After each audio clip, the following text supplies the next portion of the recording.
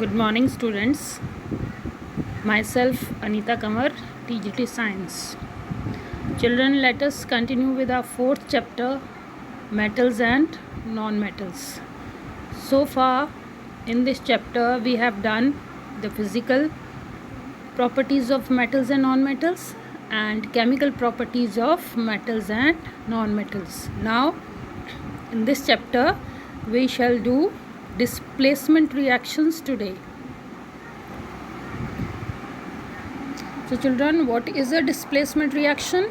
A displacement reaction is the one wherein the atom or a set of atoms is displaced by another atom in a molecule.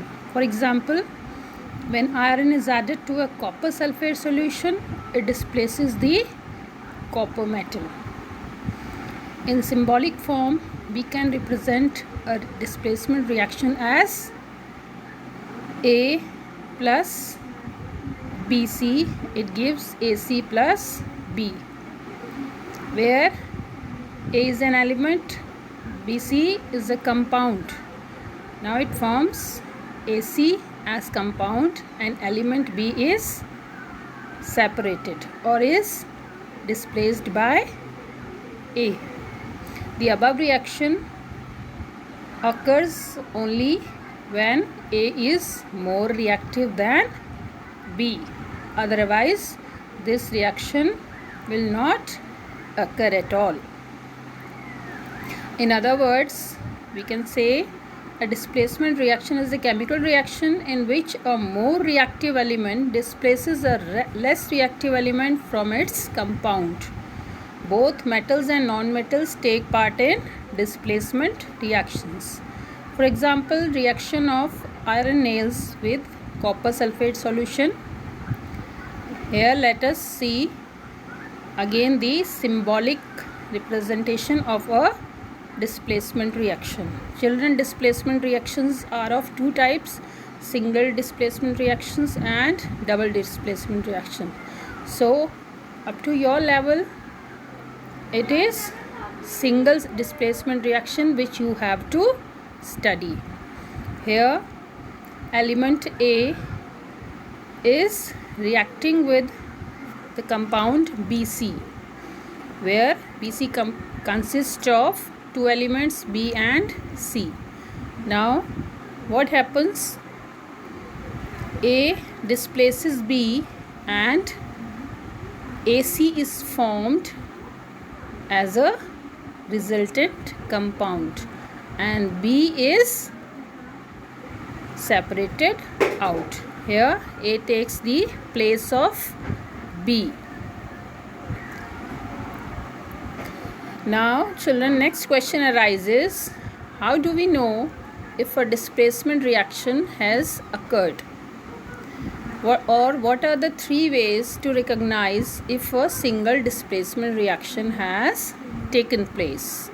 So children, if there is a color change, then we can say a displacement reaction has taken place. Second is formation of bubbles or evolution of any kind of gas. Third, by the formation of a precipitate. Okay, so these are the three conditions where we can judge whether a displacement reaction has taken place or not. Now here is the reactivity series. By looking at the series, we can find out which element will displace which one. How can we find out this? Here in this reactivity series, it is starting with potassium. Now next is sodium, calcium, magnesium, aluminium, carbon, zinc, iron, tin, lead, hydrogen, copper, silver, gold and platinum. So these are the elements which are in the form of a series here. The potassium is the most reactive element among these and platinum is the least reactive element among these. So children, if we look at this reactivity series, here potassium is the most reactive element and platinum is the least reactive element. So potassium can displace all the other elements present in this series because it is most reactive of all. And platinum, it is the least reactive, therefore it cannot displace any of the elements present in this series. Now children, here is an example of a displacement reaction here, where we will try to understand it better by keeping in mind the reactivity series. Here magnesium is reacting with zinc nitrate and it gives magnesium nitrate and zinc. Here which element is displacing which one? As you can see here, magnesium is displacing zinc here. As magnesium is lying above zinc in this reactivity series, it means magnesium is more reactive than zinc. So children, we have to look at the reactivity series and compare the position of the metals here or the elements. Now children, here is an example of another displacement reaction where zinc is reacting with copper sulfate and it gives zinc sulfate and copper. Here as you can see, which element or metal is more reactive? Can you find out? Children, it is zinc which is more reactive than copper as it lies above the copper in reactivity series. So it is displacing copper here from its salt solution.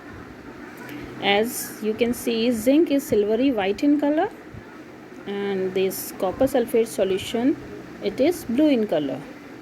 Then it gives zinc sulfate solution which is colorless, and copper is deposited at the base of the test tube as red brown pigment. But if we see the reaction between copper and zinc sulfate, then we see that no reaction takes place in this case. Can you tell the reason why? Children, if you see the reactivity series, copper lies below the zinc. It means copper is less reactive than zinc, so it cannot displace zinc from its salt solution. Now children, here is an example of single displacement reaction which you have done in your previous class, that is in class 7th.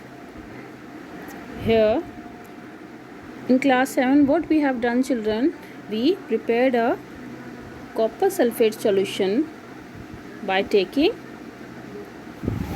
copper sulfate crystals, and we prepared a solution of copper sulfate crystals in water. It is light blue in color.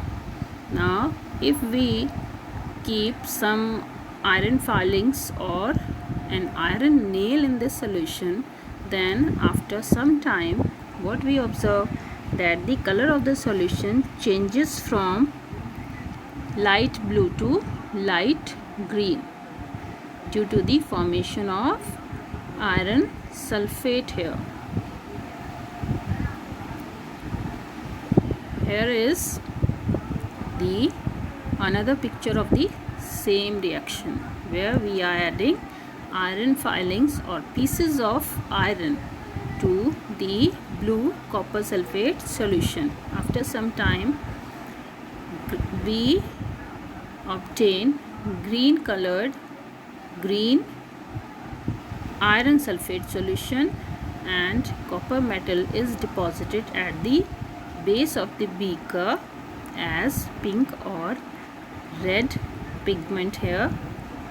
So this is a displacement reaction which we have conducted in our previous class. Now these are some of the examples of displacement reactions.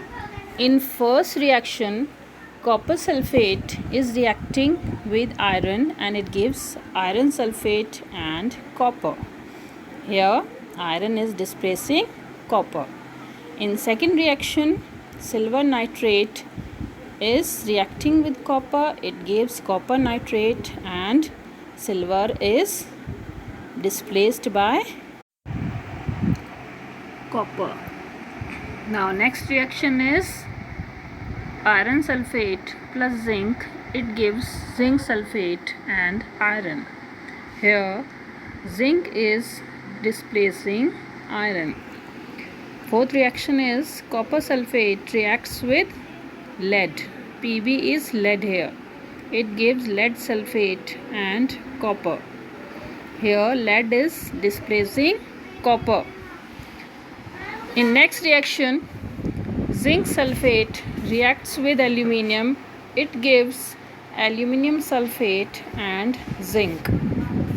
Here aluminium is displacing zinc here. The next reaction, lead sulfate reacts with iron. It gives iron sulfate and lead. In seventh reaction, sodium nitrate reacts with potassium. K is potassium here. It gives potassium nitrate and sodium. In eighth reaction, copper sulfate reacts with zinc. It gives zinc sulfate and copper. Next is copper sulfate reacts with magnesium. It gives magnesium sulfate and copper.